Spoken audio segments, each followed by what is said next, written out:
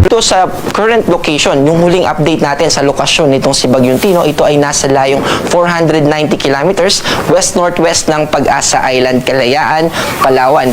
Ito ay may epekto, pero indirectly na lang. Yung trough o yung buntot na lang niya, yung nakaka-apekto dito sa Palawan at ganoon din naman sa probinsya ng Tawi-Tawi. Ibig sabihin, nandun pa rin yung tsansa ng mga pagulan na posibleng maranasan natin doon sa binanggit natin na probinsya. Sa Palawan po yan at sa Tawi-Tawi.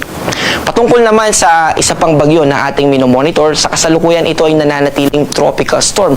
Pero kung papansinin natin yung lawak ng kaulapan na may kaugnayan dito sa bagyong si Fungwong, ay malawak po ito. Umaabot ito ng 700 kilometers mula sa sentro. At nakikita natin sa ating analysis na sa mga susunod na oras o araw ay bahagya itong liliit habang ito ay mas nag-i-intensify pa. Pero eventually ay mamuli itong lalawak kapag ito ay naging super typhoon na.